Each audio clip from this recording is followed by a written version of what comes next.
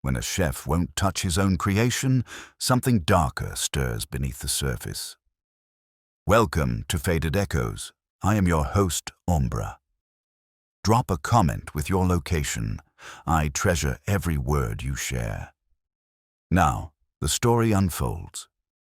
It was a Tuesday, which meant Fritz had the kitchen smelling like garlic and butter by noon, and Wolfe had already issued 2 grunts of disapproval at my attempts to get him to sign a letter for a client who still hadn't paid. Things were proceeding along the lines of average tranquility until the front bell rang with a sort of insistence that suggested someone thought they had the right to pound our button like it was a typewriter at the Gazette. When I opened the door, I got a face full of a chef's hat. Not on a head, but folded under an arm like a white flag of surrender. The man holding it looked as if he hadn't slept since the Roosevelt administration. His eyes were puffed, his hair stuck up like a whisk broom, and his suit bore enough food stains to make me suspect he moonlighted as a napkin. "My name is Carlo Varelli," he said. The accent put him somewhere between Naples and Mulberry Street. "I must see Mr. Wolfe. It is urgent." I told him that urgent had the same effect on Wolfe as diet or exercise, but I showed him inside anyway. He clutched that hat like it was evidence in a murder trial and followed me into the office. Wolfe, of course, didn't rise. He barely lifted his eyes from the book he was punishing at the time, A History of the Roman Empire, because naturally Caesar needed another post-mortem. "Mr. Wolfe," I said, "this is Carlo Varelli. He insists he's urgent." "Pfui." Wolfe closed the book with a sigh that sounded like a funeral dirge for peace and quiet. He aimed his eyes at the chef and said, "State your business." Varelli cleared his throat, and if desperation had a smell, it would have drifted across the room right then. "Mr. Wolfe, I am chef at Ristorante Belanka. Last night I could not taste the stew." That got Wolfe's eyebrows to twitch, which for him was the equivalent of fainting dead away. "You mean it was spoiled?" Wolfe asked. "Number, I could not taste it. Nothing. No flavor, no salt, no aroma. My tongue was dead. This morning, the same. Coffee, bread, tomatoes, nothing. All gone." I'll admit that perked even my ears. A chef with no taste buds is like a detective with no suspects, or a secretary with no typewriter. In other words, unemployed. "And you think," Wolfe rumbled, "that this affliction is not medical, but deliberate?" Varelli leaned forward, clutching his hat tighter. "I know it. I have enemies. I have rivals. Someone has done this to me. Poison, trick, sabotage, I do not know. But if I cannot taste, I cannot cook. And if I cannot cook, my life finished." He looked like a man about to cry into his bechamel. Wolfe didn't soften. He never did. He just narrowed his eyes and steepled his fingers. "Archie," he said, "bring Mr. Varelli a chair and fetch Fritz." Which meant 2 things. First, Wolfe was officially interested. Second, the brownstone's peace had just gone the way of Varelli's taste buds. Fritz came in wiping his hands on a towel with the dignity of a surgeon who has just decided the patient will live if everyone stops interfering. He gave the hat in Varelli's fist the same look he gives a supermarket baguette. Then he looked at the man. You could see the assessment happen like a thermometer rising. Cheeks, eyes, posture, the little way a man stands when he knows a kitchen and when a kitchen knows him. I've seen Fritz offer a handshake to a senator with less ceremony. "A chef," Fritz said, and inclined his head a half-inch. "What is the complaint?" "The complaint," I told him, "is that Mr. Varelli's tongue has tendered its resignation." Fritz's eyes moved to Wolfe. Wolfe made a small circle in the air with 2 fingers. It was the international sign for perform a useful experiment and don't waste my time while doing it. Fritz vanished and returned with a tray that would have made a dietitian faint. Anchovy paste, lemon wedge, espresso in a demi-tasse, granulated sugar, a small dish of salt, a spoon of Dijon, and a tulip glass with a glimmer of vinegar that could clean brass. He set it on the low table with enough ceremony to let you know this was his domain, temporarily annexing the office. "Please," Fritz said to Varelli, with the same tone he uses on me when I lean on his icebox, which is never. "Taste." Carlo Varelli, who 2 minutes earlier had looked like he was deciding whether to collapse or burst into flames, complied. He took the anchovy paste on the tip of the spoon. Nothing. He sucked the lemon and had no reaction you could print. The espresso might as well have been rainwater. He put a pinch of sugar on his tongue and stared at the floor. Salt followed, then the Dijon, then the vinegar. If you want to watch a man realize he has been erased from himself, there you go. "The heat," he said hoarsely after the mustard. "I feel only a little heat. No taste." Fritz folded his arms. "He is not lying." "I never suggested he was," Wolfe said. He closed his eyes, opened them, and drummed his fingers once on the chair arm. "Mr. Varelli, the precise chronology. It's one of Wolfe's favorite words, the scalpel that turns stories into timelines." The chef nodded like a pupil at catechism. He swallowed, then began. "Yesterday, prep began at 2. We had a private dinner, 10 courses for an investor from Chicago who thinks truffle is a verb." He tried a smile and didn't find one. At 6, the stock for the oxtail was set to finish. I always taste before I add the last aromatics. But when I leaned over the pot, His hand lifted, hovered. Something was wrong, not sour, not rancid, wrong. Like the smell had no anchor. A cloud, with no weight. I refused to taste. I told my sous to hold. We spun the menu, changed course 5 to the rabbit terrine. "You refused to taste," Wolfe repeated, not a question, not approval.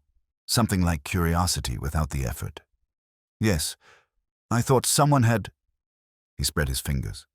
"I do not know the word. Touched it." "Tampered," I offered. "That. I went to my office to call Signora Belanka. She is the owner. Also—" He hesitated. "She and I were once, how do you say, friendly. Now we are only colleagues who remember this." The hat suffered another ring. "I called her. She said to serve the terrine and check the stock later. After service, near midnight, I took coffee. Bitter? Nothing. I tasted bread with salt. Nothing. Then I knew. I was finished." He didn't finish so much as trail off into the part of the room that absorbs men who fear unemployment more than death. Wolfe let the silence do a little cooking. He can brown a silence on both sides without burning it. "Archie," Wolfe said. "Dr. Vollmer." I rang him. Vollmer knows the brownstone the way a family doctor knows who really eats the rice pudding and who just moves it around. He was in and promised to be up within the hour. When I relayed that, Wolfe nodded and resumed. "The stew," he said. "You refused to taste it. Why?" "I could not trust it," Varelli said. "The smell was empty, yes, but also sharp around the edges. Like perfume with no heart." "Who had access?" Wolfe asked, "besides you?" He listed them, and if you were expecting only an army, you forgot restaurants collect people the way ships collect barnacles. My sous chef, Matteo Russo, ambitious, good hands. The butcher, Bruno Marzoni, he brings the oxtail twice a week. The investor coming from Chicago sent his representative, a woman who wanted to see the kitchen. She said she was writing a profile for their magazine. Publicity. Ivy Quill. The dining room manager, Lalo, and Signora Belanka, of course. She comes in always at 5 to walk the room. "Rivals?" Wolfe asked. He could make rivals sound like vermin without changing his tone. "Always. Annika Dar at Casbah. She hates me since I said her saffron is tired. The critic, Lydia Starr. She thinks I'm old world and says so with great new world enthusiasm. And there is Domenico Corsi." He swallowed. "He used to be my partner at my last restaurant. We disagreed about money. He has a new place opening across from Belanka in 2 weeks. We were making a nice little wreath out of motive and opportunity, and when you add pride and publicity to the bow, you can hang it on any door in town. The doorbell rang again. The brownstone likes to be a cloister, and having it perform like Grand Central gives Wolfe a rash. I went and opened up. A woman in a coat the color of expensive stationery was on the stoop. Her eyes could toast bread. Behind her, a man in a suit that had opinions stood with his hands in his pockets like he owned the pockets and the block they were on. "I'm Sylvia Belanka," she said before I asked. "Mr. Varelli called me. Is he here?" She tilted to look past me. The man was silent in the way of people who hire silences to say power for them. I let them in because otherwise I would have had to listen to the bell develop an ulcer. Wolfe didn't rise. Hadn't risen for a duke, won't for a restaurateur, but he gave her a nod that would have done for heads of state. I introduced everyone, including Mr. Overcoat, who turned out to be Rafe Linwood, a strategic investor. If you don't know what that is, ask a man who has just mortgaged his reputation and wants company. "Mr. Wolfe," Sylvia began, "Carlo is the heart of my kitchen. He said someone has injured him. I need to understand whether this is medical or malicious." She folded her gloves with a precision that made you sure she had fired people with the same hands. "Dr. Volmer will examine him," Wolfe said. "Meanwhile, we do what can be done without the melodrama of laboratories." He shifted his gaze to Linwood. "You object to my involvement." Linwood's smile had 6 teeth, all professionally trained. "I object to headlines. If a story gets out that Belanka's chef can't taste his own food, the brand takes a hit. We're at the tail of a new funding round." "If," Wolfe said, soft as the inside of a pear, "it is malicious, the story has already been arranged by the author. If it is medical, I'm superfluous, and you have wasted a visit. Either way, Mr. Linwood, my involvement doesn't change the fact. It changes whether you will know it." Sylvia looked at the tray. She took in the vinegar, the sugar, the remains of the test. She winced like she'd stepped on a chord that played last year's scandal. "Carlo," she said, and her voice had something tender in it that surprised even her. "How bad?" "Nothing," he said. "It is all air." She closed her eyes for half a second, then opened them and turned them on Wolfe. "What do you need?" "Half of what I ask for is money," Wolfe said. "The rest is cooperation. The retainer will be modest. For me." He named it. It wasn't modest for ordinary men, but ordinary men don't show up with Rafe Linwood in tow. Linwood's jaw flexed once, then settled.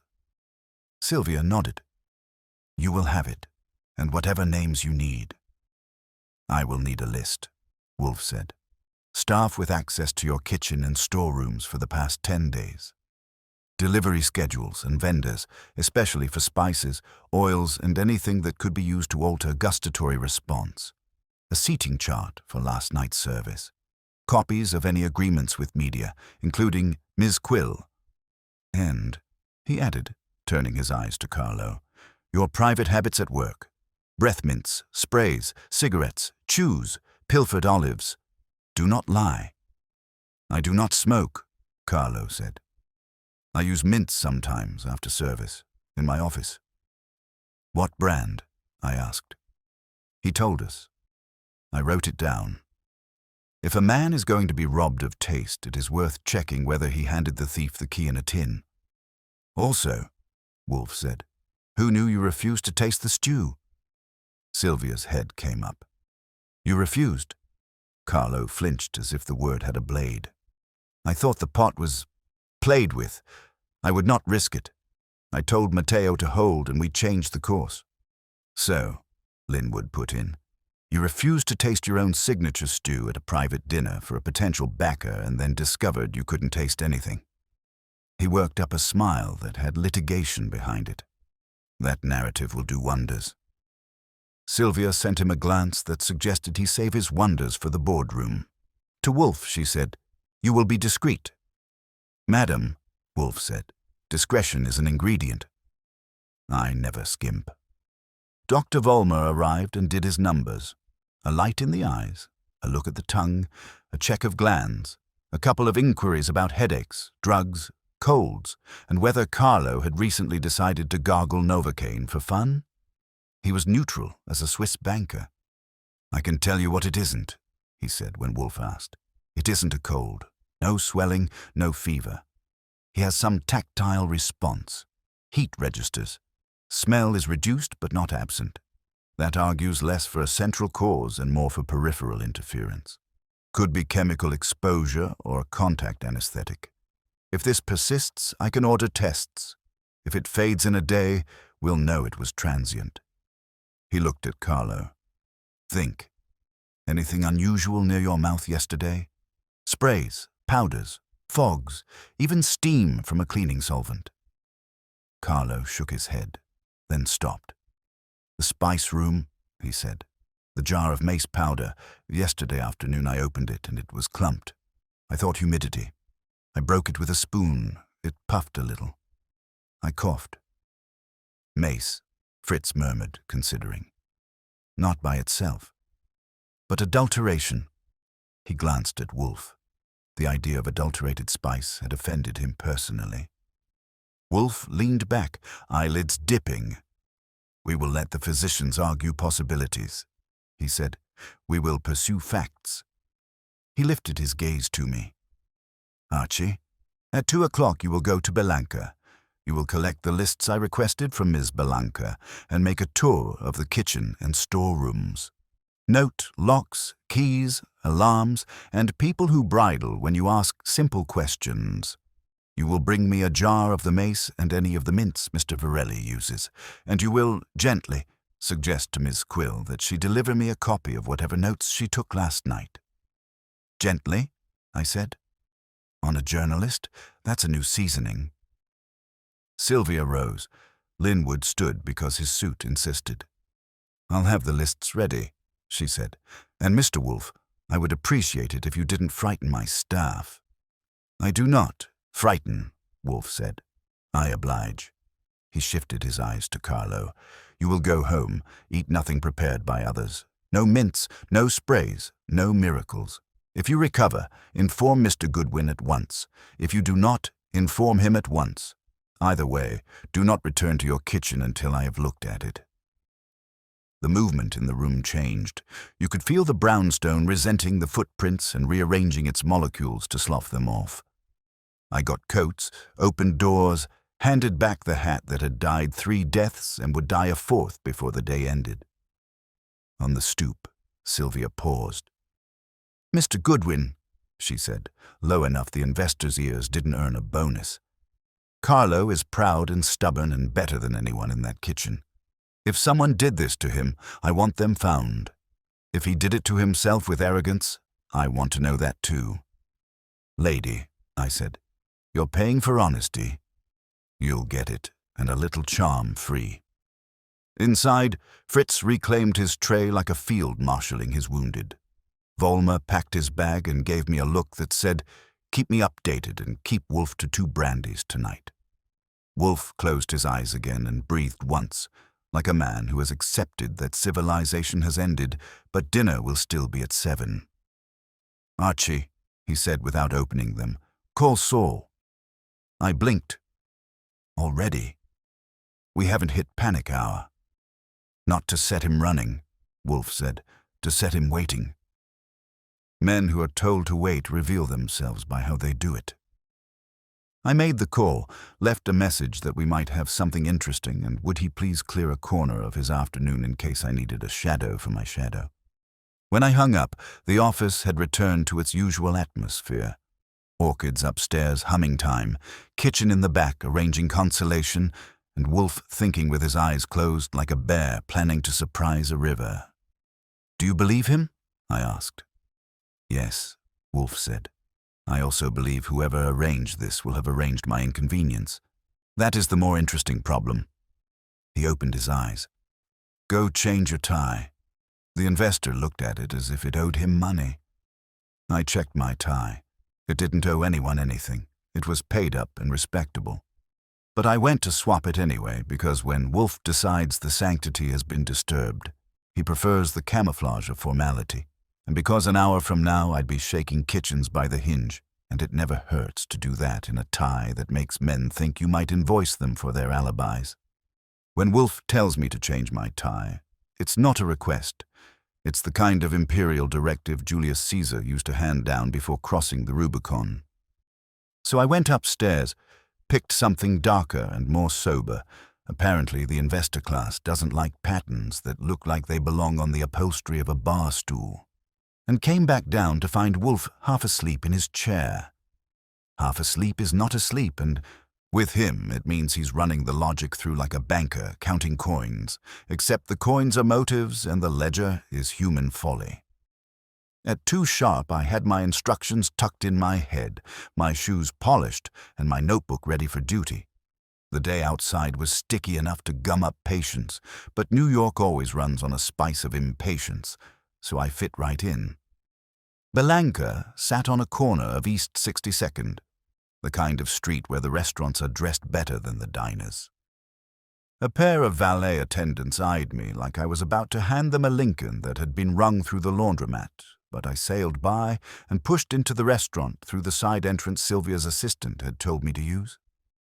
The kitchen was in post-lunch torpor, staff cleaning, polishing, and pretending they weren't speculating about their suddenly tongue-dead maestro. It smelled like lemons and stainless steel, with an undertone of nervous sweat. Sylvia Belanka herself was waiting, in another coat that looked like it had an expense account stitched into the lining. She gave me the lists Wolfe had requested, neatly typed, with an efficiency that told me she didn't let the help fumble with anything she could dictate herself. "Everything you asked for," she said, her voice clipped but precise. "Staff with access, vendors, delivery schedules, dining room seating. I've highlighted those who were present yesterday. You'll find the spice room and storerooms that way." She gestured with a hand that had the steadiness of a surgeon. "Please be quick. This sort of thing unsettles staff morale." I told her that when staff morale is more fragile than an eggshell, a little unsettling is the least of her worries. She didn't laugh. I didn't expect her to. First stop was the spice room, a locked cubicle off the main kitchen. She handed me the key. I stepped inside and nearly sneezed my head off. Shelves upon shelves of jars, tins, and packets stared back at me like a courtroom of witnesses. Some were labeled in Italian, some in English, and all looked innocent enough until you remembered Wolfe's eyebrows twitching at the word adulteration. I found the mace jar easily enough. It had a crust of powder around the rim that suggested clumsy handling. I tapped it, smelled it, and thought maybe the odor was faintly bitter, or maybe I just expected it to be. Either way, I bagged it in one of the paper envelopes I'd stuffed in my pocket, courtesy of Wolfe's foresight. Next was Varelli's office, a small space with a desk, a cot for the occasional nap, and the clutter that accumulates when a man's life is chained to 15-hour days. I found the mints in the desk drawer, a brand that came in a green tin. I slipped one out with a handkerchief and took a cautious sniff. Mint, sharp and cold, but something else tickled the back of my nose, like menthol with too much attitude. That went into the envelope too. Coming back into the kitchen, I found the sous chef, Matteo Russo, at the sink scrubbing a pot like it had insulted his mother. He was a wiry guy with dark eyes that stayed on his work when I introduced myself. "I'm Archie Goodwin," I told him. "Mr. Wolfe's assistant. You were here last night when the stew went untasted." "I was here," he said, flat and clipped. "The stew was fine, but Carlo thought otherwise." He stopped scrubbing for a second, then resumed. "Carlo thinks many things. Sometimes he is right. Sometimes he's proud." He glanced at me briefly. "I cook what he tells me. I taste when he says. Last night he said no, so no." "Did you taste it yourself?" His jaw tightened. "I did. It was fine." I filed that under contradictions. If the stew was fine, why would Carlo's nose have balked? And why would Matteo feel the need to insist without being asked twice? In the dining room, I found Ivy Quill, the journalist, perched at a table with her notebook open like a vulture's wings. She was young, sharp-angled, and the kind of pretty that carried an attitude along with it. She greeted me with a smile that said she had already decided what kind of man I was and wasn't impressed. "You're Wolfe's man," she said. "I was told you'd want my notes. Journalists don't usually hand them over." I told her journalists don't usually get a chance to be part of a Nero Wolfe case either, and if she wanted to be kept out of the splash zone when things broke, she'd consider it a good trade. She eyed me like she was measuring whether I was bluffing. Then, to my surprise, she handed me a folder with a few typed pages and some shorthand scrawls. "I was covering the investor dinner," she said. "Linwood wanted a puff piece about Belanka's brilliance. But the story's not about puff if the chef can't taste, is it? That's a story with bite." "Careful," I told her. "Wolfe doesn't like being used for a headline. He prefers footnotes that tell the truth." She grinned. "We'll see whose truth wins." On my way back through the dining room, I caught sight of Bruno Marzoni, the butcher supplier, delivering a cut of veal. He was thick as a tree stump and had the self-satisfaction of a man who knows everybody needs his wares. When I asked him about the oxtail delivery, he shrugged. 2 days ago, same as always. Carlo picked it himself, sniffed it, approved it. Nothing wrong with my meat. Nobody had accused his meat yet, but he was already defending it, which made me wonder if he had reason to expect someone would. I finished the tour by talking briefly to the dining room manager, Lalo, who looked like his tie had been strangling him since morning. He swore he saw nothing unusual, but his eyes darted around like a man expecting a scolding. The staff was on edge, and when staff is on edge, truth gets bent into shapes that don't hold. By 4 o'clock I had a pocket full of names, a jar of mace, a tin of mints, and a set of notes from a reporter who smelled blood in the water. I returned to the brownstone and handed the loot over to Wolfe. He handled the jar and tin with the disdain of a man being asked to sniff something not on Fritz's tray. "Pooh," he said, after the faintest whiff of the mace. "Adulterated.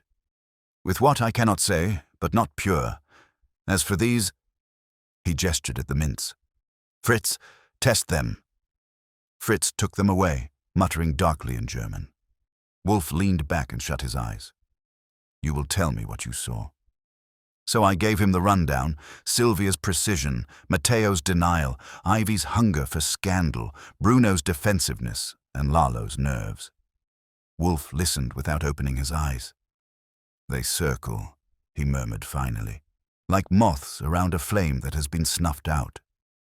Each insists on innocence, but each betrays anxiety. The stew itself may be immaterial. What matters is the chef's incapacity. To remove his palate is to remove his power." "And the motive?" I asked. "Power, Archie. Always power. Ambition in a sous chef, rivalry in a critic, competition in a restaurateur, money in an investor, vengeance in a former partner. Each possibility is a knot. We untie them not with teeth, but with patience." The phone rang. I picked it up. It was Saul Panzer. "Got your message," Saul said. "You want me parked somewhere?" "Not yet," I told him. "But keep the engine warm. Wolfe thinks the fun hasn't started yet." When I hung up, Wolfe's eyes were open and sharp. "Tomorrow, Archie, you will revisit Ms. Quill. I want to know what she saw, not merely what she wrote. The difference is often the heart of a lie." "And tonight?" "Tonight," Wolfe said. "We dine. Fritz will prepare something that tastes, if only to remind us what has been stolen. And we wait, Archie. A man who loses his taste has lost more than flavor. He has lost control. That vacuum will pull someone into the open." I knew better than to argue. With Wolfe, patience isn't a virtue. It's a weapon, and in this case, it was loaded. Fritz served squab with tarragon and a sauce that could have made a choir boy swear off virtue. Wolfe ate it with the solemnity due a sacrament, and then gave a lecture on the superiority of French estragon over its Russian cousin that would have bored a judge and delighted a botanist. I took notes in my head for the day when I write my cookbook, which is titled How to Eat Like a King Without Having to Be One. Wolfe was as placid as a lake in a postcard, but he ate a shade slower than usual. Every so often he paused as if to remind himself that taste existed in the world, and that what had been stolen from a man we'd met that afternoon was not just employment, but a plane of being.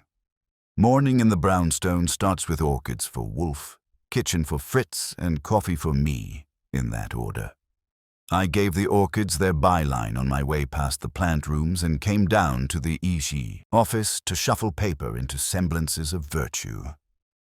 The loot from Belanka, the mace jar in its envelope and the green tin of mints, was where we'd left it on Wolfe's desk, set on the far corner as if the desk disliked the company. I went to pull the envelope and stopped.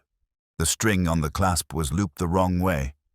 I had tied it left over right last night because I'm a creature of habit and because the right over left crowd is in league with illiterates and jaywalkers. Now it was right over left, neat and snug, but not mine. I didn't move another muscle. Wolfe was still upstairs. Fritz was off stage in his pit, and Theodore hadn't come down. The office windows were latched, the rug unruffled, the chair imperturbable. I leaned in and looked again. There was a faint smudge along the top edge of the envelope, a rust-orange whisper on the manila.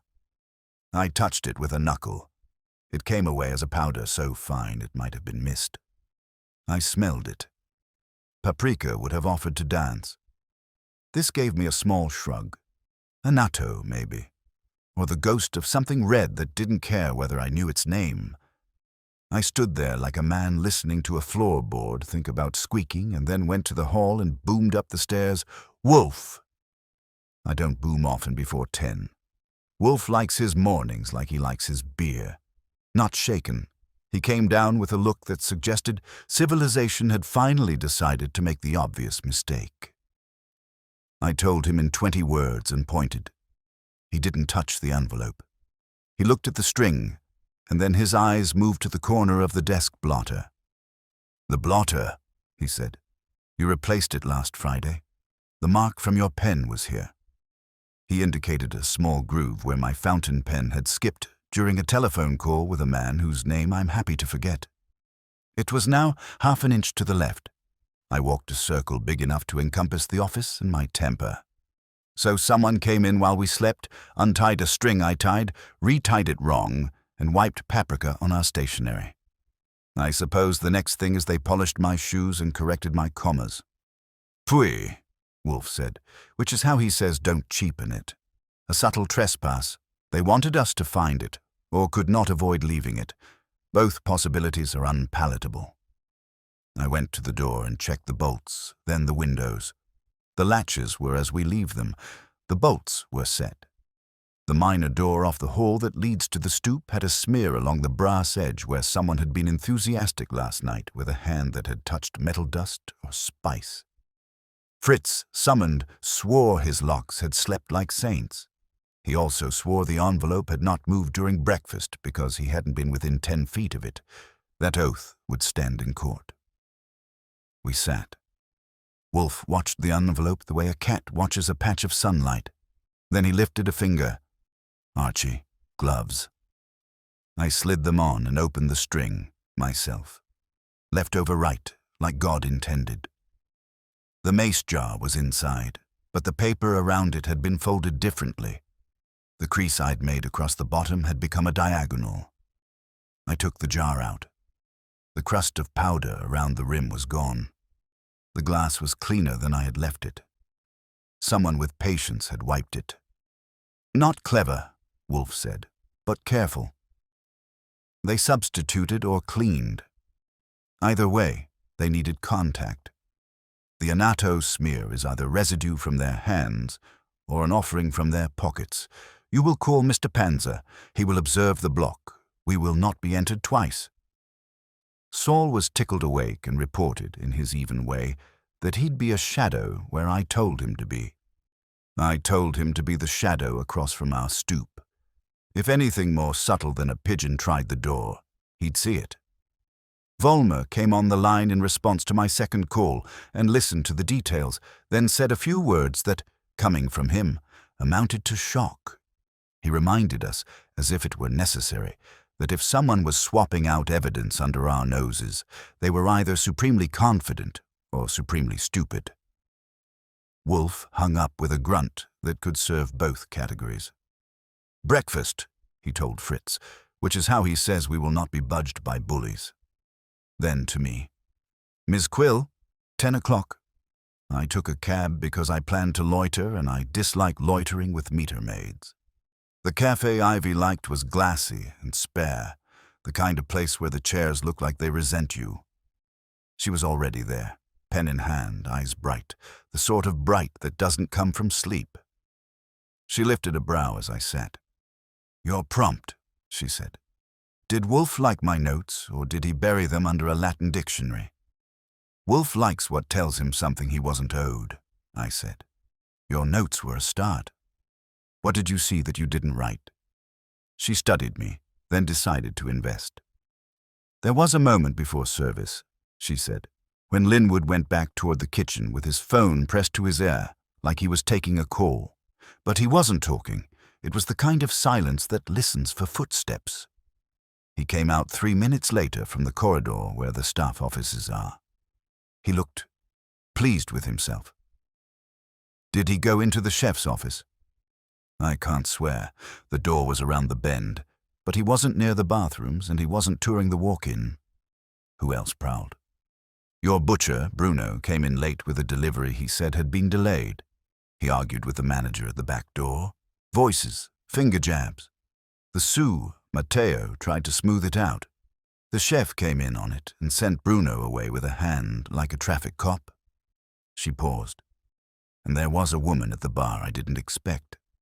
Lydia Starr. She had a scarf and an attitude. I recognized the attitude first. She sat where she could see the pass and took 2 small notes when the rabbit terrain went out. She wasn't there to eat." "Did she know you saw her?" We exchanged a look that said we both exist and neither of us is telling yet. "Anything else?" "Carlo's office smelled medicinal." She wrinkled her nose, remembering. "Like the anesthetic spray singers use. There was a small aerosol on the desk, the kind you can get at a drugstore. Benzocaine or something close. It looked new. I didn't include that in my notes because I wasn't sure if it was humiliating or relevant." "It's both until proved otherwise," I said. "Who could have put it there?" "Anyone with a key or a bobby pin. But Linwood had the sly look, and Belanka's staff walks on eggshells when he's in the room. Also," she leaned in, "Carlo and Matteo fought, not a screaming match. A quiet one that hurts more. I couldn't hear the words, but I saw the hands. Matteo's wrists were tight. Carlo's mouth was a line. If you like your knives covered, you don't leave 2 men like that alone." She handed me a copy of her raw shorthand, which is a mercy. If I have to translate shorthand, I'd rather it be hers than mine. I paid for my coffee because Wolfe hates owing people who might write about it, and left with a nod that said I might be back when the plot thickened. On the walk to Lexington, I did a mirror in a storefront and got a bonus. The man who had been pretending to read a bus schedule behind me did a mirror too. He was medium everything, height, hair, jaw, except for shoes that had been shined more recently than his conscience. I turned right where I didn't need to and paused to examine a window display of shoes that looked like they'd been invented to amuse podiatrists. He turned right too. I stopped. He stopped. I stepped into a tobacco shop and out the side door. He took longer. By the time he decided which door was my door, I had an angle. I saw his face full on. I didn't know him, but I knew what he did for a living. He was a professional with a day rate and a client who had used the word quiet 3 times. A block away, leaning on a hydrant, was Saul Panza being a citizen. I didn't break stride, I just said, camel hair coat, scuffed heel, trailing me from 63rd. He likes to overtake on the right. Saul nodded as if I'd told him the weather, and peeled off so neatly you could have missed it if you were the man in the mirror. 10 minutes later, my phone hummed. "Name's Bix Fallon," Saul said. "Works sometimes for a lawyer in Lenox Hill who sometimes works for Linwood. He's not the kind who breaks in, he's the kind who watches who does." "Tell him to enjoy the scenery," I said. "I'm going home." Back at the brownstone, I gave Wolfe the report. He listened, eyes half closed, then opened them when I got to the part about the office trespass and the smear. Fritz called again, brought in the green tin. He had weighed it with the kitchen scale and made a note in his own tidy hand. 14 mints last night, he said. Now 12. I did not taste, I did not test, I did not move. 2 mints walked, I said. Or arrived, Wolfe said. If they wished to alter the contents, they might remove and replace. A benzocaine spray in the chef's office. A reporter who notices what she shouldn't. An investor who strolls where he shouldn't. A butcher who protests too soon. A critic who lurks. A sous who simmers. And someone who enters my office and touches what is mine. He leaned back. His eyelids dropped and then lifted. They meant to unsettle. It will not work. We will use their trespass to our advantage. How? I asked. By letting them think it succeeded. He waved a finger at the envelope. We will prepare a decoy and a trail. You, Archie, will carry a second envelope to Belanka tomorrow, and you will be seen by Mr. Fallon seeing you. Mr. Panzer will ensure he sees what we wish. Ms. Belanka will give you access to the spice room again. You will discover what I want you to discover. We will call upon Mr. Kramer at the proper time. For now, I prefer the field untrampled. You really think they'll make a second pass? A man who has once entered a monastery at night, Wolfe said, acquires the taste for sacrilege, and men with tastes cannot help themselves. He grimaced, an unhappy metaphor, but apt. The phone rang. It was Volmer again. Your chef's sense of taste is returning, he said. Not fully, enough to catch salt, not sweet. If it continues improving, he'll be near normal by evening. If it is chemical, it's wearing off. I relayed it. Wolfe's mouth made a small line that, on him, meant pleasure chaperoned by caution. Good, he said. The malice was a message, not a murder. That is worse. Worse how? Because messages require replies, Wolfe said, and our correspondent has chosen my address. He pushed back and pressed the bell for beer. We reply now. Call Ms. Belanka and invite her and Mr. Linwood here at 6. Invite the sous chef, Mr. Rousseau. Invite the butcher, Mr. Marzoni. Invite Ms. Quill for her ethics and Ms. Starr for her sins. Tell them it concerns Mr. Varelli's recovery and the reputation of Belanka. They will come. People always come to save their names. And if they bring their day-rate shadows? Mr. Panzer will greet them, Wolfe said, politely. On the sidewalk, he looked at the envelope again as Fritz set his beer down. Someone tampered with a jar and a tin and a room. They have mistaken me for a man who minds only his chair. They will find the chair is a fortress. He lifted the glass and took a careful sip, tasting as if the liquid were a witness who might perjure itself. Adequate, he said, which from Wolfe is applause. Archie, draft the invitations and tell Fritz to set 2 extra places for 7 o'clock. We will feed them and ask questions. Men lie less poorly when the sauce is good.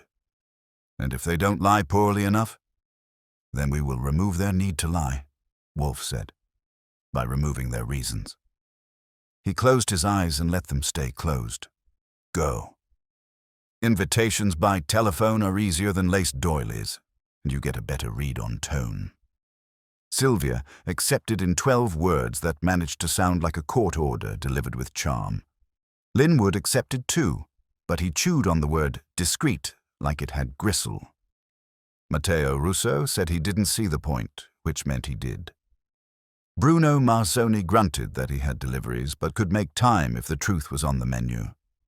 Ivy Quill said she'd bring a clean notebook and a dirty conscience.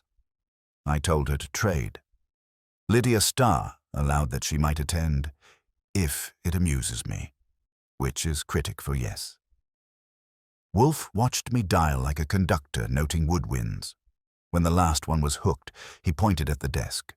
I opened the bottom drawer and took out a fresh manila envelope and a 12-page document that was not a document, only blank sheets with a cover typed by me in block letters.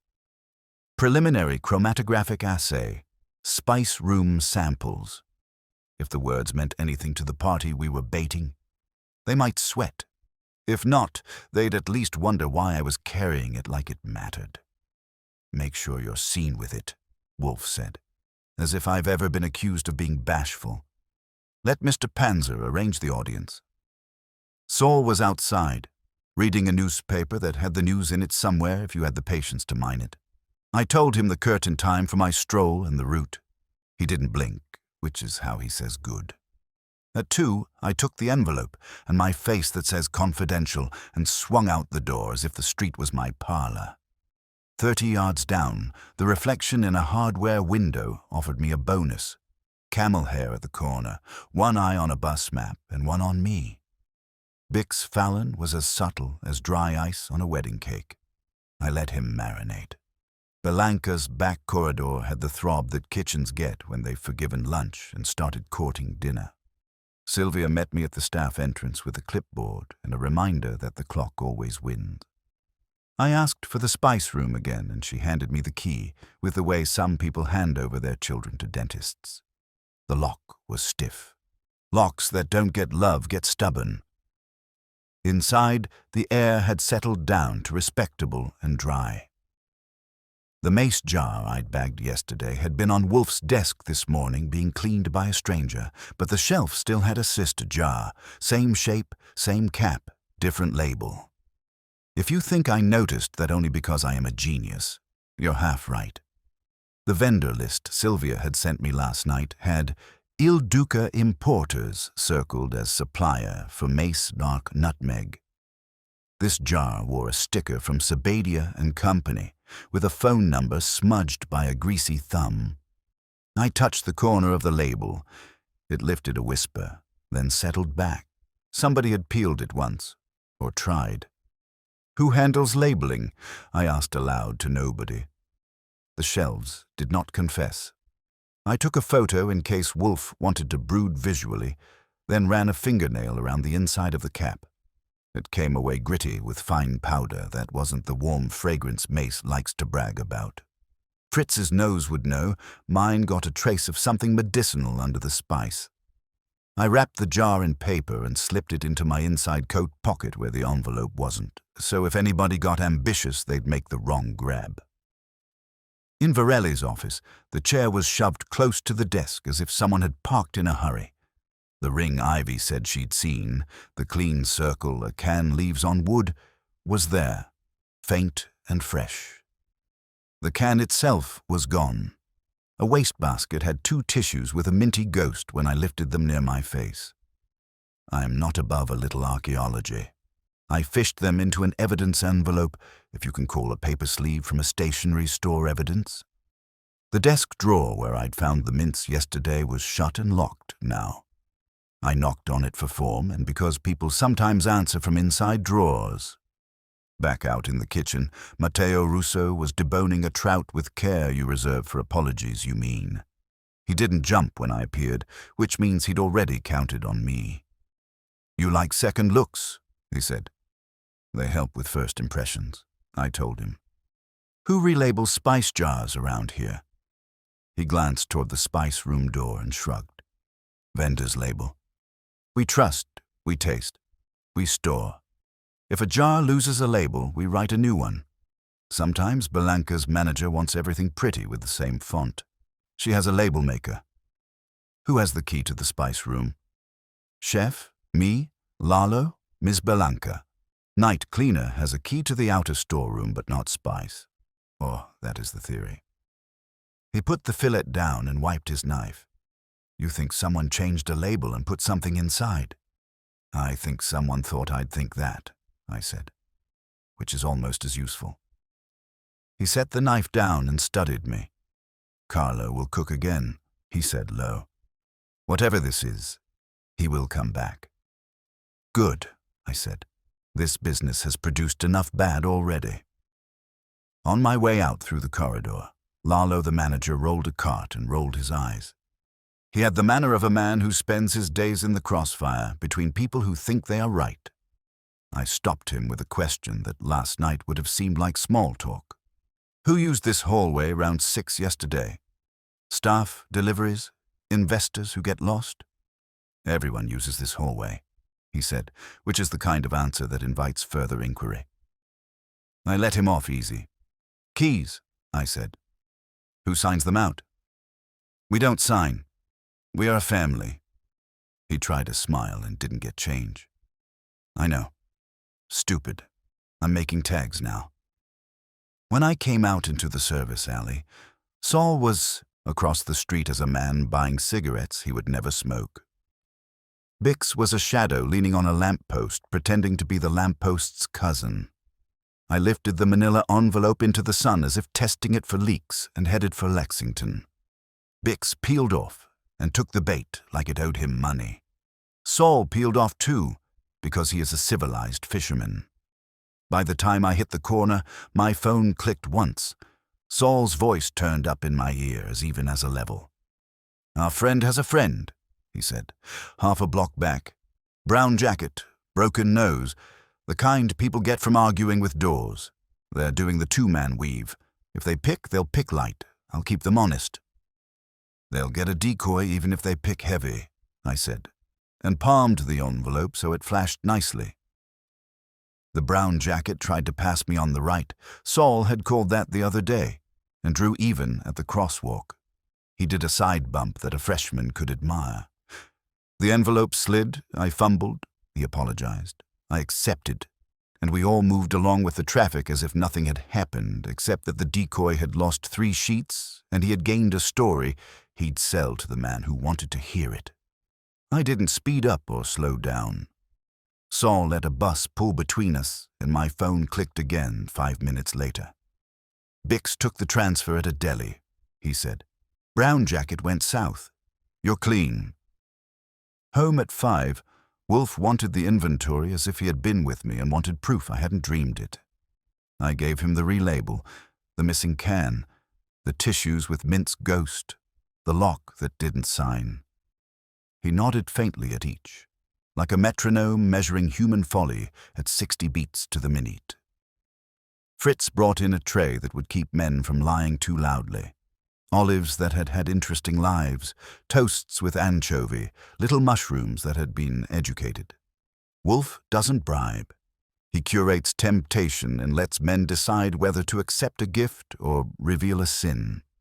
They arrived in a parade that would have amused a more cheerful man. Sylvia first, crisp and controlled, with a glance sharp enough to shave a fact. Linwood behind her, polished to a point. Matteo came in his best jacket, which is a chef's way of saying he respects the room he enters. Bruno filled the doorway and looked for a grill to lean on. Ivy blew in with a pen and a smile and a question per breath. Lydia Starr came last, as if she were billing by the minute, the scarf today a soft grey that would have flattered a cloud. Wolfe allowed a greeting that wouldn't curdle cream and focused them with a lift of an eyebrow. I saw Bix through the front window pretending to admire the block. Saul admired him from a polite distance. You could have sold tickets on the sidewalk. We started with civility. Wolfe likes to let his guests forget what room they're in. He asked about the business of feeding people, about margins, about suppliers. Linwood delivered lines the way a man delivers, legal papers. He said growth and brand and exposure enough to make you want to pull the shades. Sylvia listened without blinking and interjected once to say a restaurant lives or dies on trust. Matteo spoke when asked, short, honest sentences that didn't trip. Bruno assured us that his meat was holy. Lydia didn't say much except when Wolfe observed that critics had become confessionalists. Then she said, "We have always written scripture for the gullible. Now we simply charge more." Ivy took notes and didn't pretend otherwise. She caught my eye over her paper and smiled as if to say, "Don't worry. I'll ruin only those who deserve it." I gestured with my eyebrows toward the door, and she got it. She would later, not now. Wolfe let the tray circulate. Men and women took, as they always do, to have something to do with their hands while their mouths lied. After the plates were drained, he made a small sign, and Fritz brought in a little test, cousin to yesterday's. The espresso, the lemon, the sugar. "A curiosity," Wolfe said in a tone that would have soothed a witness. "Mr. Varelli's palate is returning. I wondered how yours were." He didn't add why, and so they didn't ask. He gestured to the demi-tasses. They tasted. Nobody complained except Bruno, who said espresso gives him church memories. Lydia tasted last and said, "Yes, it tastes like your need to control a scene," which, I will admit, was pretty good for free. "Now," Wolfe said, and you could feel the room tip a half-inch as if the table had shifted. "Mr. Goodwin, your envelope." I set it on the desk with ceremony. Outside, Bix leaned forward the way a dog does when it thinks the door will open. Inside, Linwood's eyes flicked to the manila like a cat to a string. Sylvia's jaw tightened, not with fear, but with calculation. Matteo stared at the corner of the rug, because he's a man who tries not to make things worse. Bruno popped his knuckles. Lalo was blessedly absent, and Ivy had the dignity to keep her pen still. Lydia watched Wolfe and not the envelope, which is one reason critics get paid. "This," Wolfe said, "is an account of what we have learned from the spices at Belanka. It will circulate only if my office is entered again without my consent." He let that hang exactly long enough to be heard by the window in the street. "I mention it now because whoever trespassed has a choice, and I prefer to save them the effort of a third mistake. Questions?" Linwood found one. "Are you accusing me of, what, burglary? Tampering with your mail to spin some ludicrous theory about a chef's cold?" "No," Wolfe said, placid and implacable. "I'm describing a condition. Accusations are dessert." Sylvia leaned forward. "Mr. Wolfe, if someone in my house endangered my chef's livelihood, I will see them gone. But we cannot afford rumor." "You cannot afford truth delayed," Wolfe said. "Rumor is already purchased." He turned his head to Matteo. "You and Mr. Varelli quarreled." Matteo's face hardened and then softened. "We disagreed," he said. "He thinks I am impatient. I think he is stubborn. We both are right." "And you tasted the stew he refused?" Wolfe said. "Yes. And? It was fine." He looked at his hands. "It was fine to me." Wolfe accepted it with a faint tilt. "Critic star," he said without looking her way. "You were at the bar. You took 2 notes at the terrain." "I took 3, she said. "One said the rabbit deserved a better audience." "And did you see Mr. Linwood near the chef's office that evening?" "I saw a man in a suit wandering in places where people who pay for meals shouldn't," she said, glancing at Linwood with the amicable malice of her trade. "Investors like to audit reality." Linwood's smile got thinner. "If this farce is going to continue," he began, but Wolfe lifted a finger and the sentence fell off the plate. "This farce," Wolfe said, "continues until I have finished. If you dislike the theatre, Mr. Linwood, the door is where you left it." He shifted his attention to the room at large. "Someone dulled a chef. Someone entered my office. The first was an act of malice dressed as inconvenience. The second was an act of arrogance dressed as caution. They may be the same hand. I do not propose to tolerate either." He let his eyes fall on each face in turn, letting them wear the weight. "Tonight I will ask questions you will answer. Some of you will lie. One of you will lie badly. I advise against it.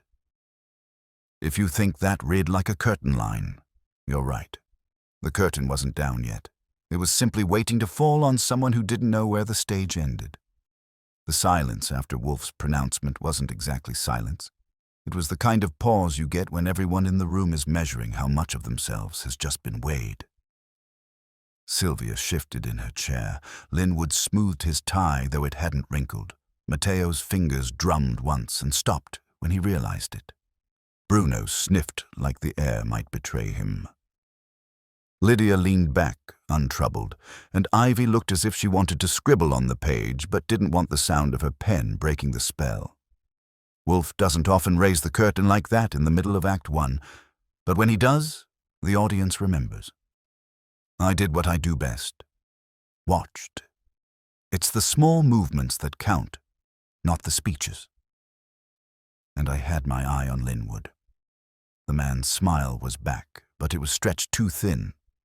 When Wolfe finished his last sentence, Linwood's gaze had flicked not at Wolfe, but at the manila envelope on the desk, as if checking to see whether it had grown teeth. I filed that away where Wolfe would know I'd seen it. Wolfe let the silence cook, then swiveled his head to me. Archie. The tissues I fetched the envelope from the cabinet. The one where I dropped the mint-scented evidence from Carlo's wastebasket. I laid it on the desk, and Wolfe tapped it once with a finger. "From Mr. Varelli's office," he said, his voice calm as a glacier. "Traces of an anesthetic. A spray can was removed before my man returned today. That absence is more eloquent than any presence." Ivy's eyes widened just enough to betray she'd noticed more than she'd written. Lydia arched an eyebrow like a conductor marking tempo. Matteo looked stricken, though whether with recognition or indignation, you couldn't tell. Bruno let out a grunt of disgust. "We are cooks, not doctors. Who brings such things into a kitchen?" "Someone," Wolfe said, "who wished a chef not to taste." Linwood chuckled, the way men chuckle when their collar is too tight. "This is absurd. A misplaced spray can, and you spin a tale of sabotage. If Carlo has lost his sense of taste, it's a medical misfortune, nothing more. Investors do not meddle with seasoning jars." "Indeed," Wolfe murmured, and fixed him with a stare that should have been bottled for interrogation training. "But investors meddle with fortunes, and chefs are fortunes. Do not trivialize what you do not grasp." Sylvia raised a hand, elegant even when tight with tension. "Mr. Wolfe, I can't afford scandal. I want the truth, but I cannot have wild accusations damaging my house." "Madam," Wolfe said, "wildness is not my métier. Precision is. Your chef was deprived of his gift for no longer than a day. That indicates the means was temporary, reversible. A spray, a powder, an adulterated mint. Not murder, message. The question is, to whom?" He shifted his gaze slowly around the circle. "To him, to ruin his standing. To you, to destabilize your business. To me, to test my tolerance." He let the last words fall like stones into water. The doorbell rang. That's the trouble with staging a drama at the Brownstone. Life insists on improvisation. I went to answer it and found Saul Panzer, unruffled as usual. Behind him was Carlo Varelli himself, pale but upright, his hat back in his hand like a loyal companion. Saul tipped me a nod. "Thought he'd better be here," he said, "and thought you'd want me to escort him in." Wolfe's brows rose when Carlo entered. "You should be resting," he said. "I could not," Carlo said, voice hoarse but stronger than yesterday. "I taste again, not all, but some. Salt, lemon, pepper. Enough. I come because I must know. Who did this to me?" "You come," Wolfe corrected, "because someone expected you not to." "Sit." Carlo sank into the chair Fritz brought him and looked around the room at the circle of suspects as though one of them had his soul in their pocket. Matteo's eyes darted away. Sylvia's stayed fixed on her chef with something almost like pity. Linwood stared straight ahead. Bruno folded his arms. Lydia smiled faintly, a spectator at her favorite, sport. Ivy's pen hovered as if it might explode. Wolfe leaned forward half an inch, which for him is lunging. "Mr. Varelli, the mints in your drawer, did you purchase them yourself?" "Yes," Carlo said. "Always the same brand. I buy at the shop on 2nd Avenue. "Yet," Wolfe said, 2 are missing from the tin after it came into my possession. Either someone entered my office to remove them, or someone had already tampered before. Which is more likely, Archie? Them tampering before, I said. Nobody would risk breaking in just to steal breath fresheners unless they had garlic for lunch. Precisely, Wolfe said. So we must ask, who knew you favored those mints? Who had opportunity to supply them? Carlo's brow furrowed. I keep them always in the drawer. Staff know. Matteo, Lalo, sometimes even Signora Belanka. Sylvia nodded. Yes, he is not secretive. Wolfe turned his gaze to Matteo, who flushed. I never touched them, he said quickly. He accuses me of ambition, not treachery. You said yesterday you tasted the stew, Wolfe reminded him. If you had already lost partial taste from the mints, you might not know. Did you notice flavor diminished? I noticed nothing, Matteo said, his voice rising, because I had nothing in my mouth but stew, I swear it. Carlo's eyes narrowed at his sou. You doubt me always, he said. Now you doubt my tongue. I doubt nothing, Matteo shot back. I protect you. Without me last night, the dinner collapses. That was the first real spark in the room, the kind that lights dry tinder. Wolfe let it crackle, then lifted a hand. Enough. Truth emerges not in accusations, but in contradictions. He swiveled to Sylvia. You employ both men. Their tension is not news. What is? She hesitated, then exhaled. 2 weeks ago, I had to speak to Carlo. Investors complain he resists innovation. Linwood pushes for modernity, small plates, molecular flourishes. Carlo refuses. They fought, not loudly but firmly. Since then, pressure has been acute. Acute enough, Wolfe asked, for sabotage? She looked at Linwood, then away. I cannot say. Linwood spread his hands. This is ridiculous. I invest to make Belanka profitable, not to poison chefs. You want suspects? Look at rivals. Corsi across the street would love to see Carlo stumble. Critics would love a scandal. Why is all attention on me? Because, Wolfe said mildly, you protest before the accusation is made. Curious. Bruno barked a laugh. If you want a villain, look at the critic. She poisons with words more than anyone with sprays. Lydia sipped her wine, which Fritz had brought. Words are legal, spices are not. You sat in the bar with notes, Wolfe said to her suddenly. Why? She didn't flinch. Because I smelled a story. Quill wasn't the only one. A chef refusing to taste? That rumor floated before it. Was spoken. Someone seeded it. That drew every head around the room. Ivy's pen dropped and rolled across her notebook. Her cheeks flushed, but she met the glares. Not me, she said. I came for a puff piece. I didn't start the whisper. Wolfe's eyes glittered. But someone did. Before the chef lost taste, rumor predicted he would. That is not coincidence. The room erupted into little noises. Bruno's grunt, Matteo's mutter, Linwood's scoff, Sylvia's sharp intake. Wolfe raised both hands a fraction, and they subsided like children in class. The trespass in my office confirmed it. Whoever seeks to unsettle does not fear boldness. They left signs not by accident, but by design. To tell me they can, to frighten me. Pfui, he leaned back, immense and immovable. They mistake me. I watched the faces. Linwood was tight, Matteo pale, Sylvia torn, Bruno glowering, Ivy anxious, Lydia amused. Carlo sat gripping his hat, his eyes moving from one to the other, searching for the shadow of betrayal. Archie, Wolfe said, escort our guests to dinner. We will feed them, then we will speak further. I dislike lies on an empty stomach. Fritz had the dining room prepared, and the smells were enough to pacify even critics. Roast pheasant with juniper, artichoke hearts, sauces that murmured of lands you'd never seen. The table was long, the silver gleaming, the wines chosen to silence arguments. Over food, tongues loosened. Matteo drank too quickly and talked about his childhood in Sicily, full of salt and sea air. Bruno boasted about his grandfather's butcher shop. Lydia critiqued the art on Wolfe's walls. Ivy scribbled between bites. Linwood spoke of markets and returns until Sylvia cut him off with a look. Through it all, Wolfe remained in the office, letting dinner work its spell.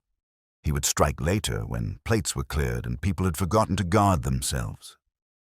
That was his way. Not confrontation at the start, but dissection at the end. When dessert, pear tart with cinnamon, Fritz's small miracle, was finished, I guided them back into the office. Wolfe had not moved except to pour another beer. He looked at them as if dinner had been a prelude, which it was. "Now," he said, "we are nourished. We will discuss truth." And that's where the walls seem to lean closer, the air grow sharper, and every face wait for the first question that would strip away the next layer. Wolfe didn't begin with a question. He began with a statement you could set your watch by. "Nobody leaves until I'm finished." That wasn't theater. It was housekeeping. Then he folded his hands, shut his eyes for a beat like a priest remembering the liturgy, and opened them on Matteo. "You will recite the key situation," he said, pleasant as chamomile. "Who holds keys to the spice room? Who copies them? Who has lost one in the last month?" Matteo's throat moved. "Chef, me, Miss Belanka, Lalo, no copies, none lost." "Not true," Wolfe said, as if announcing the weather. "Yesterday you told Mr. Goodwin that is the theory, which implies practice deviates. Who else?" "The night cleaner can enter the outer storeroom," Matteo said, flushing. "Sometimes he props the inner door while he mops." "Names," Wolfe said. "His name is Augustino," Matteo muttered. "He started last month." "Last month," Wolfe repeated. "Convenient. Miss Belanka, who hired him?" "Lalo makes those contracts," she said crisply. "Through a service. I can get you the forms." "You will?" Wolfe said. His gaze drifted to Bruno. "Your delivery was late. You argued. Why?" Bruno spread his hands like an altar and laid a sausage on it. "Traffic. Copper. You know the city, Mr. Wolfe. I argued because the manager said I was sloppy. I'm not sloppy." "You are emphatic," Wolfe allowed. "Do you supply spices when a chef runs short?" Bruno reared back. "Spices? I cut meat. I deliver meat. I stand by my meat. Nutmeg I buy for my wife. Yet a jar on the shelf bore a vendor's label that is not your usual," Wolfe said. "Sabadia e compagnia. Your usual is Il Duca. Why the change?" Sylvia looked at me, then back to Wolfe. "We have ordered from Il Duca for years. If a Sabadia jar was on the shelf, that is news to me." She pinned Matteo with a look. "Well," he shook his head. "We did not switch. Sometimes we borrow from next door, from a neighbor kitchen, if we run low in service." He flinched before the name. "Corsi's place across the street gets deliveries early. If we are out, you go begging," Bruno said, delighted to be off the hook. "Huh." Sylvia's gaze went arctic. "We borrow rarely, and we settle the same day. If a Sabadia jar appeared, I didn't authorize it." She turned back to Wolfe. "I would never switch a vendor without checking quality." "You would not," Wolfe said. "Someone did." He let that sit while he picked up the tissue envelope, glanced at it as if it might take offense, and set it down. Mr. Varelli's office held a spray. It vanished. The residue thwarted delicacy. A mint tin held 12 last night. It had 14 before my cook weighed it. 2 appeared in my house that were not in it yesterday. They vanished today. Mr. Goodwin, I was already on my feet with the green tin. I rattled it. The sound is unromantic, like bones in a cheap rattle. "Yesterday at 4, Fritz weighed 14, I said. Today at 10, 12. Nobody here took them, so either we're careless, which I'm not, or our guest who adored my string work came for a light snack." Linwood laughed short. "We're to accept that some phantom strolled into your sanctum to steal breath mints? Please." "We're to accept," Wolfe said, that men who send watchers send takers. Mr. Panzer? His voice didn't rise. It didn't have to. On cue, because with Saul it is, always on cue. The bells sounded, and I went. Saul came in, hat in hand, unhurried, with that look he gets when he has facts in his pocket and no hurry to spend them. "2 men watched your stoop all afternoon," he said, as if delivering the gasoline bill. "One, Bix Fallon. The other, name uncertain. Brown jacket, broken nose. Bix picked a packet off Mr. Goodwin at Lexington and took it to a deli. A third man, whom I tailed later, carried it from there to an office on Park labeled Hammersmith and Kell, counselors at law. The name on their inner directory, Mr. Wolfe, is Morris Kell. Linwood's jaw didn't move much, but it moved. You have to be trained to see it. I'm trained." Sylvia's eyes slid to him and then away quickly, as if she'd violated a private rule. Wolfe nodded once to Saul. "Thank you. You will remain outside." Saul inclined and slipped away with the sort of silence carpenter's envy. "Maurice Kell," Wolfe repeated, rolling it on his tongue like a wine you don't trust. "Counsel to whom, Mr. Linwood?" Linwood spread his hands with a kind of weary grace. "I use a dozen firms. If my investigator used a courier to deliver something to a lawyer, that proves nothing except prudence. Investors are prudent." "Investors hire men to follow my assistant?" Wolfe asked. "I hire men to protect my interests," Linwood said, and turned toward Sylvia. "Which include Belanka. This circus has reputational risk." "You protect your reputation," Sylvia said softly. "I protect my kitchen." Wolfe rubbed his lower lip with a thumb, a habit that means he is counting. He shifted to Ivy. "Miss Quill, you said you smelled anesthetic in Mr. Varelli's office and chose not to write it. Why mention it today?" "Because your boy asked for what I didn't write," she said. "And because you're the sort who notices omissions." She held his look. "You think I planted it?" "I didn't. I went in for color. I got menthol." "Menthol is not benzocaine," Wolfe said, "but a lay nose might blur." He pivoted to Lydia. "You saw a man in a suit near the chef's office." "I saw a man near the corridor," she said. "If you want me to swear a name, I won't. I don't perjure or pander." "I don't require panderers," Wolfe said. "Only memory. Mr. Goodwin?" I had the notes from Ivy and my own scrawl. "She places Linwood near the offices at 6:10, I said. "Bruno's delivery late, argument at the back door 6:15. Chef refuses to taste about 6:20. Lydia in bar with scarf, views pass, notes tureen at 7. "Thank you," Wolfe said. "So we have sequence and we have access. What we lack is purpose stated plainly, though it's peeking from behind the draperies. Mr. Linwood presses for a change in kitchen philosophy. Mr. Varelli resists. An incapacity narrative creates leverage. Old master falters, inject modernity, bring in fresh leadership. The brand pivots. Expensive, yet cheaper than fighting him on reputation while he is still king." Linwood's smile didn't crack this time. It vanished. "You imply I would harm a man to move a menu. That's offensive." "It is," Wolfe said. "Sabotage offends. Breaking into my office offends more." He turned suddenly to Carlo. "You, sir, who knew of your interview this morning with Miss Belanka before you made it?" "What interview?" Carlo blinked. Wolfe's eyes cooled. "The one where she would have had to decide between you and change. It would have happened soon. Did you discuss with anyone your intention to resign rather than comply?" Carlo stared, then looked at Sylvia, whose head had tilted, eyes narrowing. "I did not intend to resign," he said, insulted. "I intended to win." "Good," Wolfe said, as if the declaration had been engraved. "Then someone else intended you to lose. Miss Belanka, who in your circle gains if Carlo stumbles." She didn't answer immediately, which I respected. It meant she was choosing truth over reflex. Lalo wants order above all, she said finally. He'd accept any chef who makes his life easier. Matteo wants his own kitchen someday, but he is loyal, for now.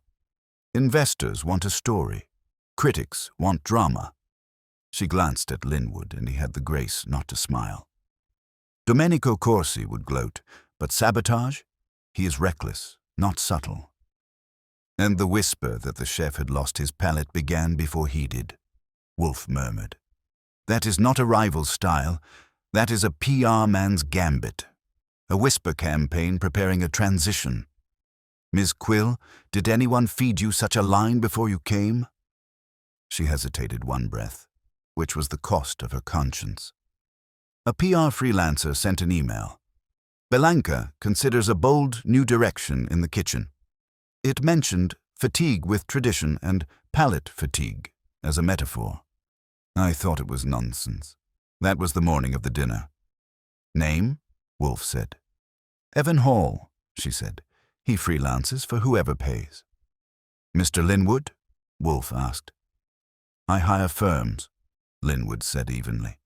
They hire freelancers. I don't vet adjectives. You will vet subpoenas, Wolfe said, and there was no heat in it. Just winter. Fritz came in with coffee. Wolfe allows it in the office when he intends to keep people awake. While he poured, I watched Matteo. He was sweating now, not from heat. His eyes flicked to Carlo and away, then settled on his own hands as if they were strangers. I eased closer. You have something to say before Wolfe makes you, I told him quietly. He swallowed. The spray, he whispered. I didn't place it, but I saw it once. 2 days ago, in the office drawer when I went to get tasting spoons. I thought Carlo had a cold and was stupidly numbing himself. I said nothing. If he was cheating his palate, I didn't want to be the snitch. Now I see. I took that across the rug. He saw the spray in the drawer 2 days before, I reported. He didn't place it. Carlo turned. You went in my drawer? For spoons, Matteo said, angry now, because shame and anger often share a coat. We share a kitchen, Carlo. Stop pretending you are a church. Enough, Wolfe said, and it was enough. The spray's presence before the event complicates our timeline. It could be that it was planted days earlier to normalize the sight of it. It could be that it was his. Dr. Vollmer would have detected misuse. He did not. So, planted. He steepled his fingers. I'm prepared to name the hand that ordered, if not the hand that placed. Sylvia straightened in her chair. Then do it. Not yet, Wolfe said, and for once I wanted to throw a cushion at him. He fixed Linwood again. You will call Mr. Kell now and ask him to attend by telephone. He jerked his chin at my instrument on the table. Put it on speaker. Linwood hesitated, then went to the phone with a reluctant grace. He dialed. A tinny voice with a tie answered. Maurice Kell. It's Rafe, Linwood said. We're at Wolfe's. He'd like to speak. I never like to speak to lawyers, Wolfe said, but needs must. Mr. Kell, your investigator delivered a packet to you today that he took from Mr. Goodwin by artifice. You have read it. You will now tell us to whom you forwarded it. A pause. Lawyers calibrate pauses by the billable minute. Mr. Wolfe, Kell said. I'm not at liberty. You are at liberty, Wolfe said, to avoid being dragged into a burglary charge as accessory after the fact. You're at liberty to avoid my calling Inspector Kramer and explaining that a member of the bar received stolen papers from a sham courier knowingly. You are also at liberty to end this call and face that outcome. Choose. Another pause. Shorter. I forwarded a scan to Mr. Linwood and to Evan Hall, he said. Per Mr. Linwood's standing request, all materials touching Belanka public relations are shared with Hall. Linwood closed his eyes. It wasn't defeat. It was a man noting a ledger entry he hadn't wanted noted aloud. Thank you, Wolfe said. Do not destroy anything, Mr. Kell. If you do, you will regret it. He hung up without asking if the lawyer had more to say. He turned back to the room. The trespass into my office was designed to know what I knew and to prepare a counter-narrative. The decoy achieved its purpose. It revealed the conduit. Sylvia's voice was careful. Do you accuse Mr. Linwood of ordering this? I accuse him, Wolfe said, of treating people as instruments. Whether he ordered mints adulterated, I will state when I have the remaining fact. He shifted to Matteo again. Who in your kitchen handles the label maker? Lalo, Matteo said. And me, when he shoves it at me. Anyone can press a button. And who borrowed spice from across the street? Wolfe asked. The last time you were short? Matteo closed his eyes, as if he might change the past by not seeing it. I sent Augustino for mace on Monday because the afternoon delivery was late. He came back with a jar from, he said Corsi's. It had no label. We wrote one. Yesterday I noticed a different label. Maybe Lalo fixed it for Pretty. I didn't think. And that, Wolfe said with a softness that could cut, is how sabotage succeeds. By borrowing carelessness and calling it custom. He lifted his chin. Mr. Goodwin, call Mr. Kramer, not to invite him yet. To arrange his convenience, we may need an escort for a jar. You gonna give him the good jar or the pretty jar? I asked. The ugly truth, Wolfe said. And before that, one more call. He reached, and for once, he did the dialing himself. Il Duca Importers, he told the operator. When he had them, he asked 3 questions and received 3 answers that wrote a signature. Belanka's last mace order was 3 weeks ago. No supplementary delivery yesterday. No record of Sabadia supplying Belanka in a year. He thanked them as if they had sent him flowers and set the receiver down. That was the moment, if you were listening, when you heard the case shift on its axis. Even Lydia sat forward. Bruno stopped glowering long enough to frown in thought. Ivy's pen scratched twice like a cat. Wolfe looked at Carlo, and his voice gentled a fraction. You will recover your palate, he said. But you will not recover yesterday. Someone tried to make you old before your time. I dislike fraud that pretends to be fate. He breathed once, deep, and then waved a hand. We adjourn for tonight. Mr. Linwood, you will leave your phone on. Miss Belanka, you will have Mr. Lalo and the cleaner here at 10 tomorrow. Mr. Goodwin will visit Mr. Corsi at 8. I will be here, as always, immovable. And when we assemble again, I will name the author and the accomplice, and their method in detail. Why wait? Lydia asked, smiling like a cat who enjoys the longer hunt. Because, Wolfe said, with a look that could butter toast, tomorrow I require one more fragrance confirmed. And because the truth deserves to be served hot. Morning made promises New York never keeps. I was out at 8 with a tie that wouldn't scare a maitre d' and shoes that would. Corsi's place was across from Belanka, still half-wrapped in brown paper ego and scaffolding. Inside, a crew was arguing with a chandelier and losing. A host stand had been installed to announce that taste would be administered here by appointment only. Behind it, Domenico Corsi came on like a handshake you regret after the first squeeze. Goodwin, he said when I introduced myself. I know you by reputation, the man who writes Nero Wolfe's commas. Sometimes the verbs, I said. Depends on the fee. He liked that, or pretended to. He took me through a kitchen so new it still smelled like shipping crates. The spice shelves were in, stocked tight. The labels were neat, printed, and proud of their serifs. Sabadia and Company smiled out at me from every third jar like a party crasher with charm. You're loyal, I said, running a finger along a row that could have posed for a catalogue. To Sabadia. They're fast, he said, and I like fast. Il Duca is for gentlemen with time. I plucked a jar of mace with the lazy innocence of a tourist and rolled it in my palm. The cap had a tiny nick I recognized from yesterday's sister on Belanka's shelf. I didn't pocket it. Wolfe doesn't pay me to collect felonies. But I let the cap breathe a slit and took the barest breath. It should have been warm, floral, nutty. Instead, a thin, high note grazed the back of my nose. A dentist's waiting room dressed in spice. I put the cap back as if it had never left and let my face stay neutral.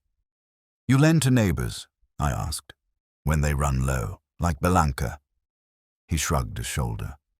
"I'm a gentleman. If they ask, I do not starve a neighbor. This week a boy came, Augustino. Said they were short of mace on Monday. I gave him a jar, half used. He's a cousin of a cousin. Worked for me a bit while we build.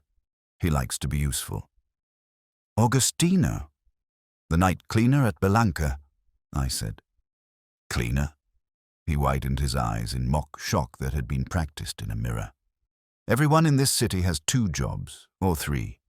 Do your cousins of cousins also stock aerosol anesthetics?" He gave me a blank that might be genuine or just good theater. "I stock food. If my competitor stocks medicine, that is their innovation. Would you like coffee?" I pour a beautiful coffee. "I already taste suspicion," I said, "and I don't want to spoil my appetite." On my way out, I admired the label maker on his prep table.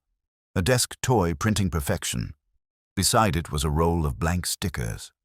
On the cutter arm, someone had left a fingernail-sized smear, rust orange, the same whisper that had been on our envelope. I didn't touch it. If Wolfe needed to smell proof, I had this picture stored behind my eyes. I crossed back to the brownstone with a detour by Il Duca's storefront, where a man with forearms like church pillars wrapped me a fresh jar of mace. He unsealed it for me and let me smell purity. No sharp edge, no dental appointment in a bottle. I paid and brought it home like a flower. Wolfe didn't rise when I came in. He seldom does unless approached by fire or Fritz with calamari. Fritz took my Il Duca jar in both hands like he was receiving a christening and gave it a careful lift to his nose. Wolfe tilted his head and drew the air the same way orchids drink. Fritz grunted in German. Wolfe nodded.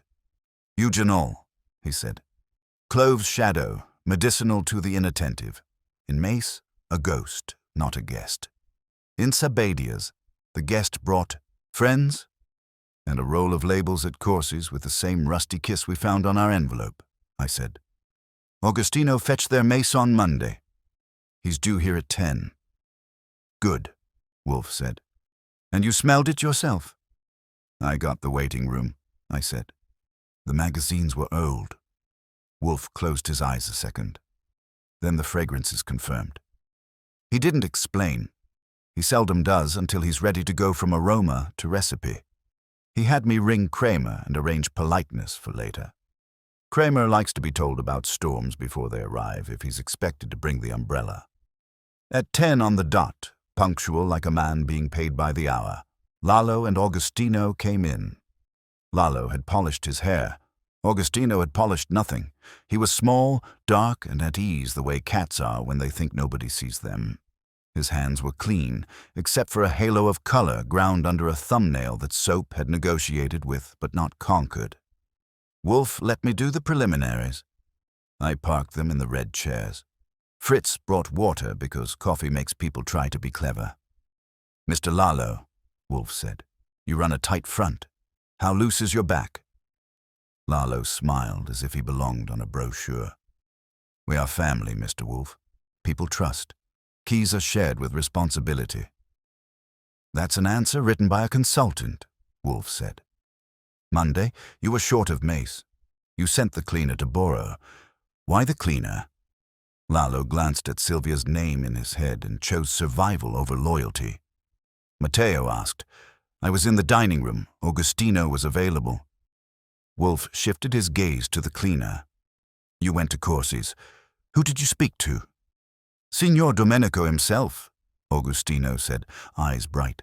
"He gave me a jar from the shelf. He is generous." "And you brought it straight back," Wolfe said as if reciting a prayer. "Yes," Augustino said. "I put on the spice shelf.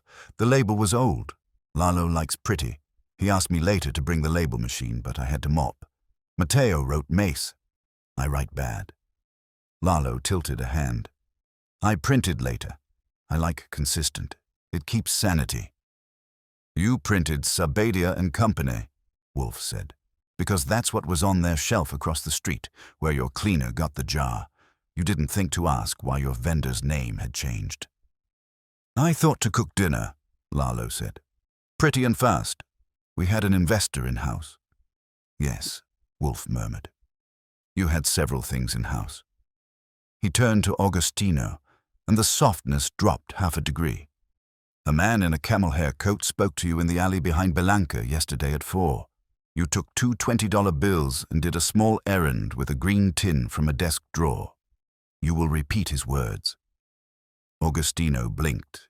He looked at his hands, the way men do when their hands have betrayal on them. He shook his head a very small amount. Wolfe sighed through his nose, which is how he says, "Let us not waste the morning." "Mr. Panzer," he said toward the hall. Saul stepped in, hat low, eyes mild. He took a folded photograph from his pocket, Bix, captured by a lens that never blinks, and laid it on the edge of Wolfe's desk, half turned toward the cleaner. Augustino's reaction wasn't operatic. It was a flinch so small you'd miss it if you weren't waiting. "Say it," Saul said, not unkindly. Augustino swallowed. He said, "The chef needs these fresh ones. The old ones are stale. Do him a favor. Switch. It's a kindness." He gave me the tin and He swallowed again. I switched. "The spray?" Wolfe asked. "I saw it in the drawer 2 days before. I didn't touch. Yesterday it was there. Later it was gone. I didn't take." Lalo turned an alarming shade. "You never told me any of this."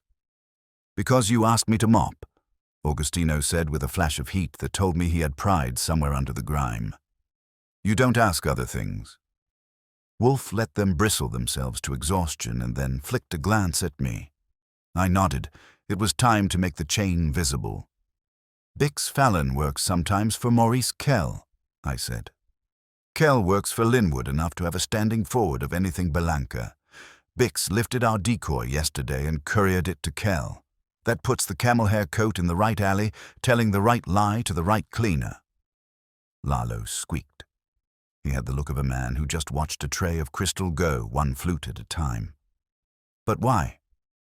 Why mince?" "Because," Wolfe said, "the taste a chef trusts most is his own. Numb it for a few hours and you create panic. Panic makes headlines. Headlines make transitions easier." He turned his head slightly. "Mr. Lalo, fetch the label maker you like so much."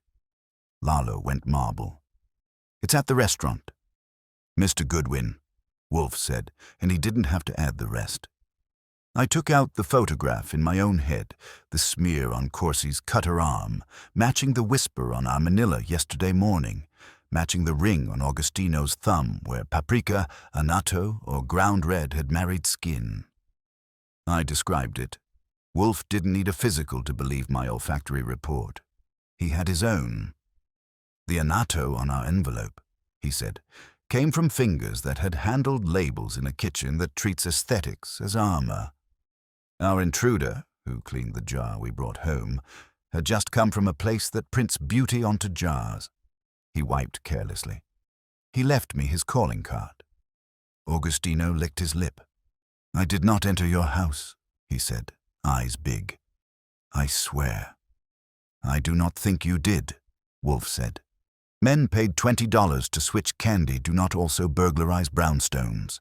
That requires a separate budget." The bell rang again. It was Sylvia. She had the habit of turning up when the temperature hit interesting. She stepped in, saw Lalo and Augustino, and didn't bother with pleasantries. "Which?" she said to me. "Who?"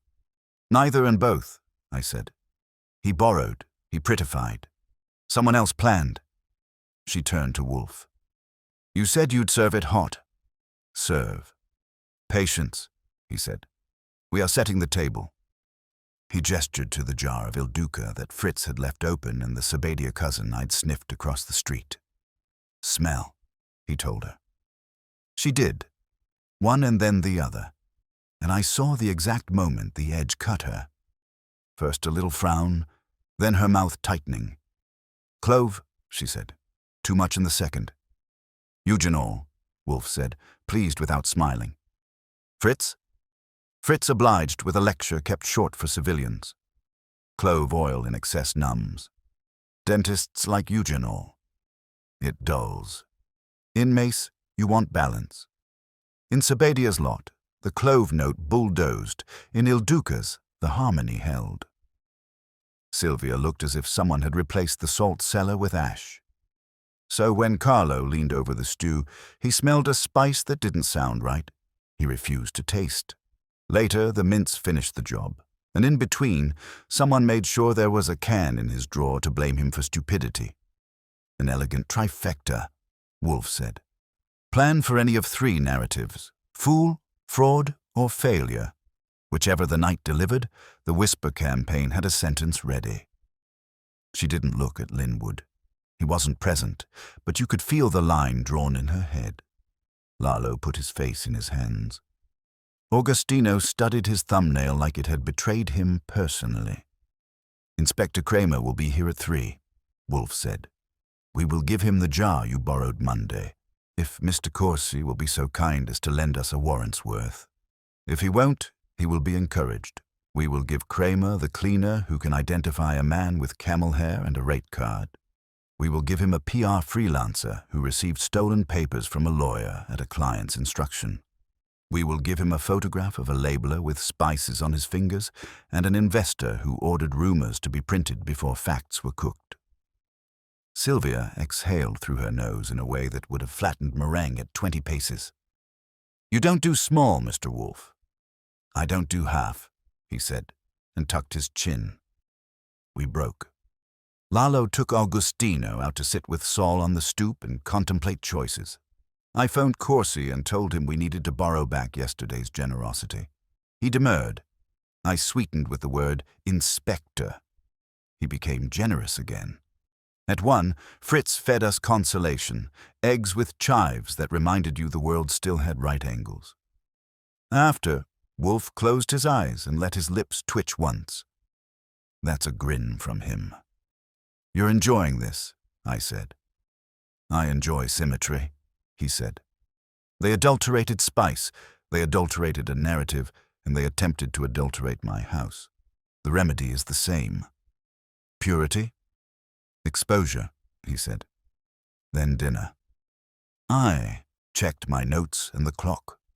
Outside, Saul's silhouette shifted with the sun. The block had the hum of a theater before the second act. At 2:30, a cab let off Corsi with a paper bag hugged to his chest like an heir. He didn't want to bring it up. Saul obliged. I took the bag. Inside, the Sabadia jar stared at me with all the charm of a snake. At 3, Kramer arrived with a sergeant, his hat set to "Fight Me."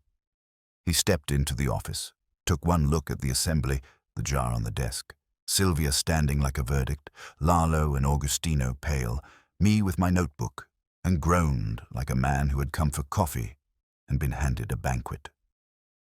"Wolfe," he said, "if this turns out to be about who stole somebody's parsley, I'm walking."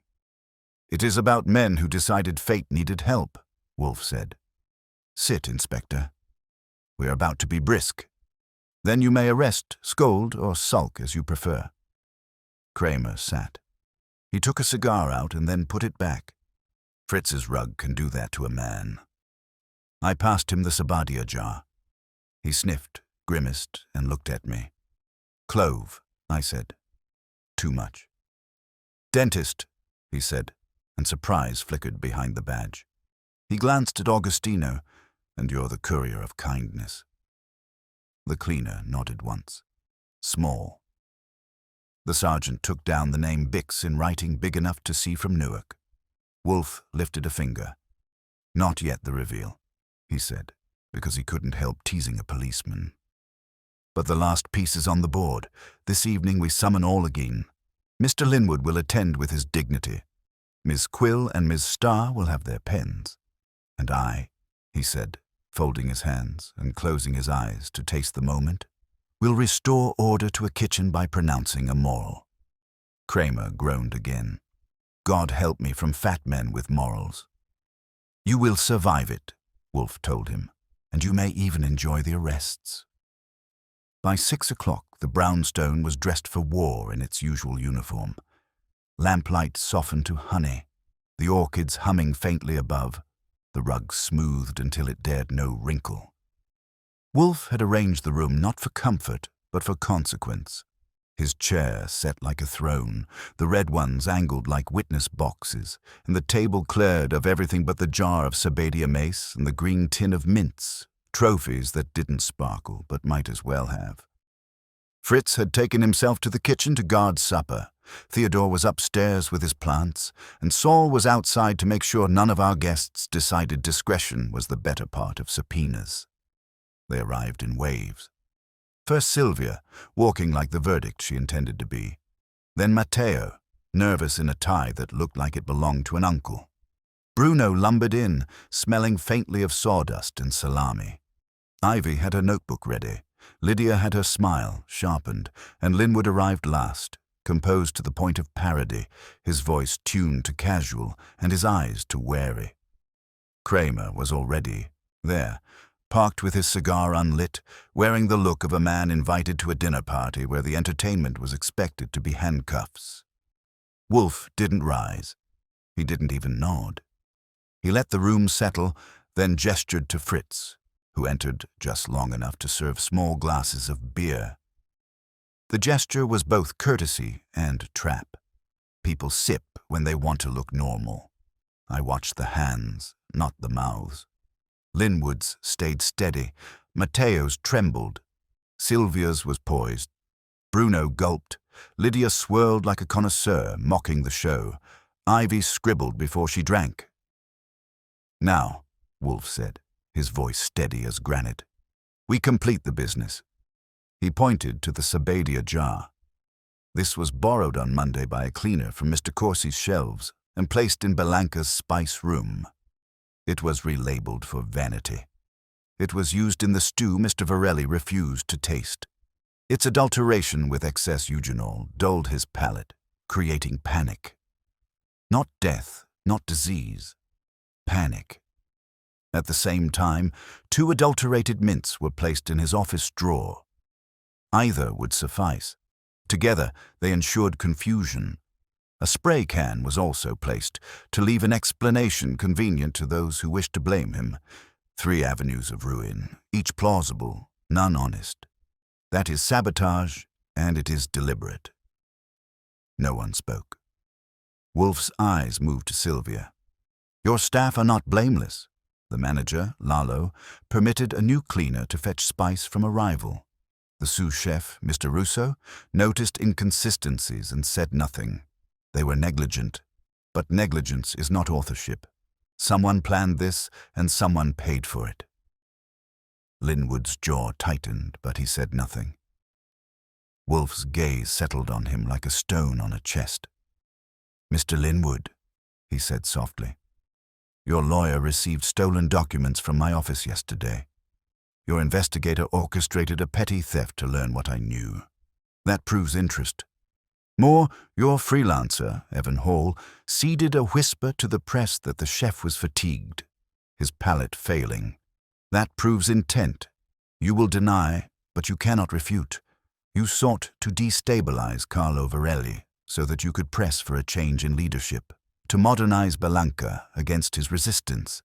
You calculated that a chef who cannot taste cannot argue. And so you hired shadows to meddle with spice and mints and rumor.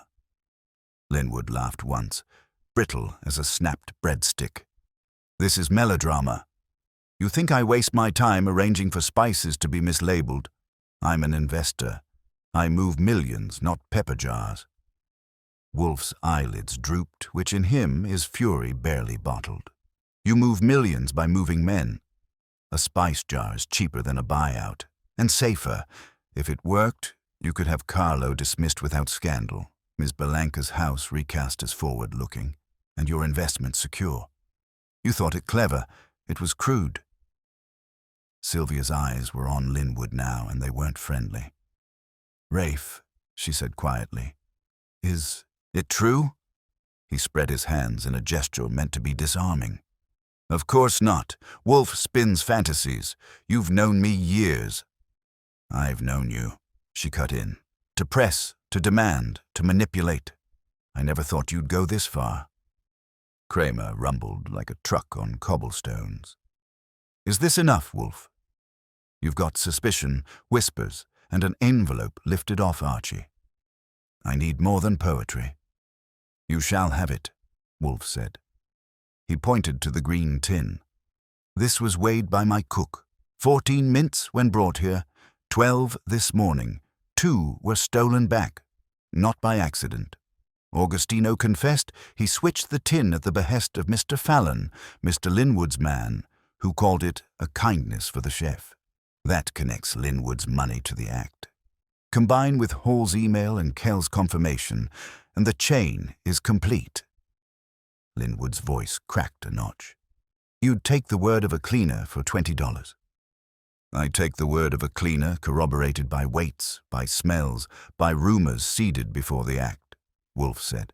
And by your own anxiety, you objected too quickly, denied too hard, and hired too many watchers. You overplayed. You always do. Ivy's pen scratched. Lydia's smile widened.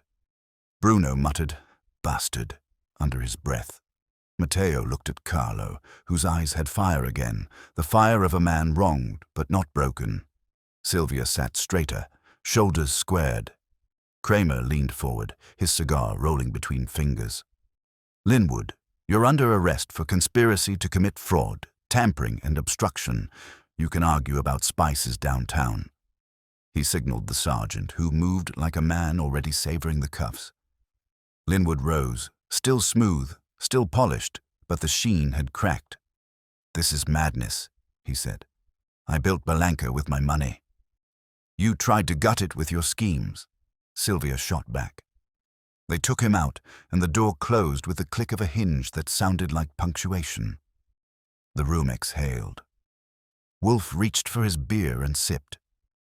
Mr. Varelli, he said at last, you will recover your palate. Guard it with vigilance. Demand Il Duca only. Do not borrow. Do not compromise. Carlo nodded fiercely. I swear it. To you, Miss Belanka, Wolfe went on, the lesson is sharper. Do not sell your house to men who think cuisine is commerce only. It is art, and it is loyalty. Permit ambition, but do not permit arrogance. The former may cook, the latter only burns. Sylvia's chin lifted. You have my word, and my gratitude. Wolfe shut his eyes, settled back, and let silence grow again. It was Fritz who broke it from the hall with the announcement that supper was served. As they filtered out, Bruno shaking Carlo's hand, Matteo murmuring apologies, Ivy with her notes, Lydia with her smile. I lingered. Wolfe remained still as a mountain. You'll be in the papers, I told him. He grunted. Pfui, let them print. I will. Not read. I grinned. Carlo will. Sylvia will. Even Lydia will. And Linwood will if they let him have a copy in jail. Wolfe's eyes opened, glimmering. Let them taste their words, he said. They will find them seasoned more honestly than the stew. And with that, he reached for the bell to summon Fritz for the next course, the case already shelved in his mind like a solved equation. For him, appetite was eternal, crime temporary. But for the rest of us, the taste of sabotage lingered, bitter at the edges, until the promise of dinner smoothed it away. Kramer didn't stay for supper. He almost never does when the handcuffs have just had their fun. Says eating amid satisfaction gives him hives. Fritz served anyway because Fritz serves regardless of the emotional weather. The pheasant was reborn as sandwiches trimmed like tuxedo cuffs, and there was a salad with fennel that made me consider fidelity. Wolfe ate with the long, meditative care of a man letting the adrenaline drain by measured bites. He didn't gloat. Gloating would have required energy he had already spent on precision. I saw the last of them out, The critic with her arch smile, the reporter with a grin that promised copy, the butcher with a grunt that might have been a blessing, the Sioux with his tie already tugged to the side, and the chef with his hat in his hand, and his eyes finally steady. Sylvia Belanka lingered on the stoop long enough to tell Saul, who was being a lamppost nearby, that if he ever tired of being everywhere at once, he could have a table at her place whenever he liked. He said he'd take a corner near the back with a sight line to the door. Habit is a religion with Saul. When I shut the door and turned the bolts, the brownstone sighed. The house likes its own. Wolfe's head tilted back. He shut his eyes and let the quiet sit on him like a shawl. If you've never seen a big man exhale justice, it looks a little like that. "Beer," he said, not as a command so much as an acknowledgement. I brought it. He tasted, nodded, and set the glass where it would glint a little. "You will in the morning call on Miss Belanka, inspect her locks, advise her on keys. She will replace her manager or retain him with a leash. I do not much care which, but she will ban borrowing." "She'll ban more than that," I said. "If looks could decant investors, Linwood would be vinegar by dawn." "Vinegar improves some things," Wolfe said, "not people." The night settled into our old geometry, me with the day's notes and a pencil, Wolfe with his bulk anchored and his brain wandering through human motive and returning with souvenirs. At 9 we got the coda, Kramer on the wire, gruff in a satisfied key. He had taken statements, the cleaners, the Sioux, the freelancers. The lawyer, Kell, was already arranging a polite surrender schedule for his phone. As for Bix Fallon, he had confessed just enough to earn himself a warmer, sell and not enough to earn a reputation for courage. "And the brown jacket?" I asked. "Name of Wherry," Kramer said. "Hammersmith and Kell farm him when they need hands that don't sign forms. He says he didn't break into your shrine. Says Fallon sent him to check the stoop, and that's all. I'll decide tomorrow if I believe he's too dumb for a bump key. Either way, your envelope baloney helped. Don't get smug." "Wolfe never gets smug," I said. "He simply returns to normal." "Save me," Kramer muttered and rang off. I relayed it. Wolfe grunted. If Wherry entered, he entered by the stoop latch and cleaned what he dared. If he did not, then someone else did, and I am too tired to provide them a second compliment. He lifted the beer again. The annatto smear was either vandalism or announcement. In either case, childish. He swallowed, then added, "Tomorrow, Archie." Tomorrow started like the best days do, with Fritz's coffee and a city pretending to be civilized. I took the train up to Belanka and found that civilized had graduated to grimly efficient. The front door was posted with a note in Sylvia's print, thanking patrons for their patience while supply standards are audited. You have to admire a woman who can weaponize a euphemism. Inside, the kitchen had that raw, morning-after clarity. Shelves were gutted and refilled with jars from Il Duca that looked like they had been baptized. Lalo was moving deliberately with a clipboard and a face that had discovered accountability. Matteo was rewriting prep lists as if the handwriting would keep him honest, and Carlo, in his whites, stood over a pot with the reverence of a curate before the reliquary. He saw me and raised a spoon. "Salt," he said, and put a pinch on his tongue and closed his eyes. His expression shifted like a dial finding its station. He smiled. "Salt. Welcome back," I said. "You were missed." Sylvia came out of her office with a ring of keys that looked smaller than yesterday. "We are simplified," she said. "Suspensions, not dismissals. Lalo stays, on sufferance. Augustino goes. He will go to court first. Matteo stays because he is good. He will stay because he will not be stupid again. And we only buy from Il Duca now, signed in blood." "And Corsi?" I asked.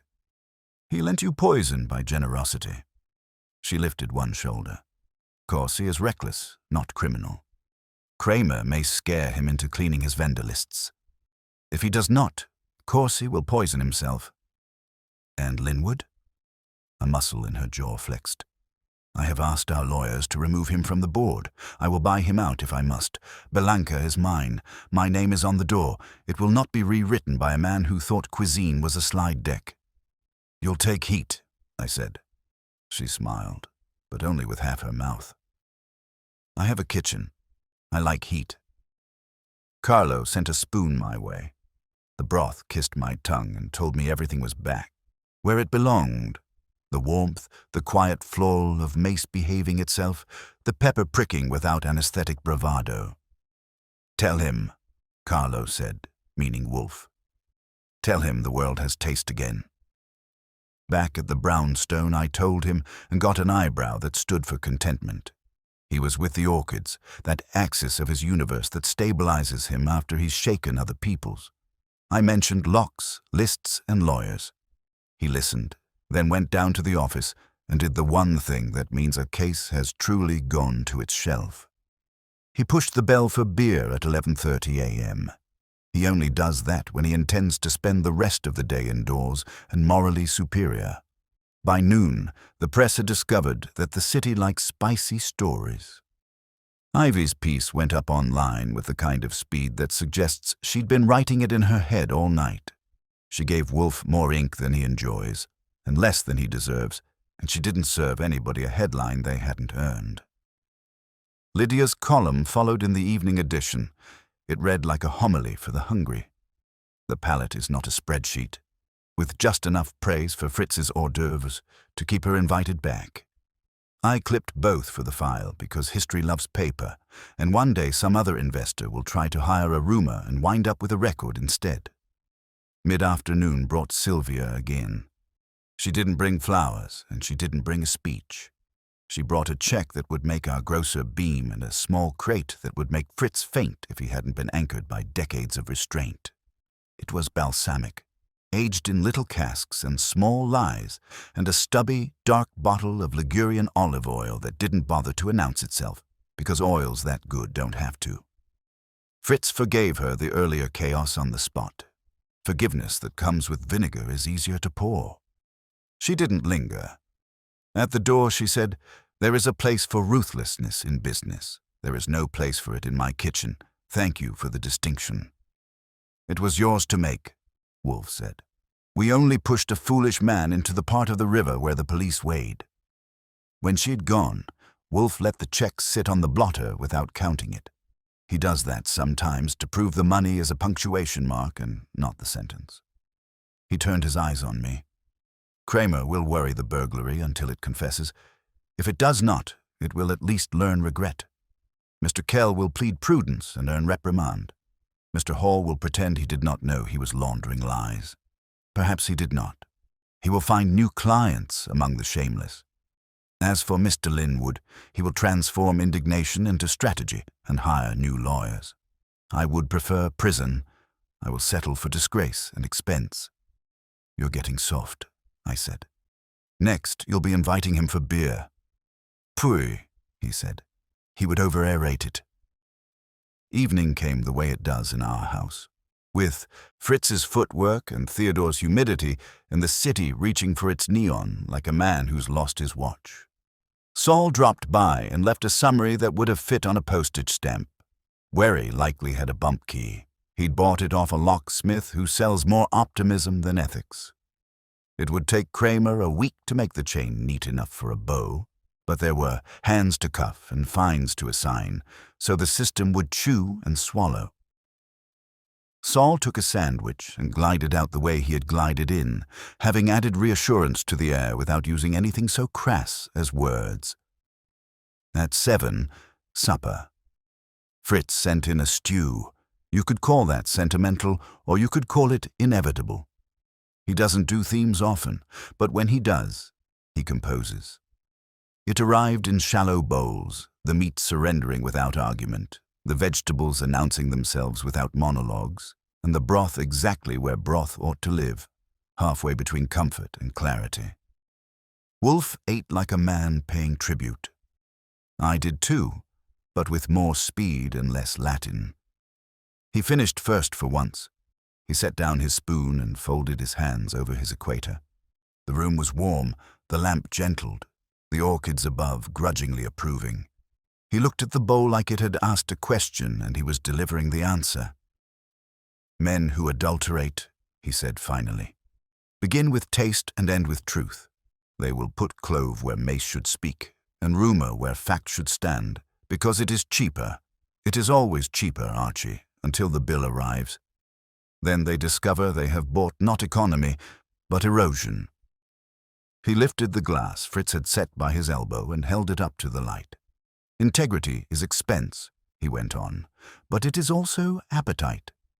A man who eats honestly will live within his means and beyond his schemes.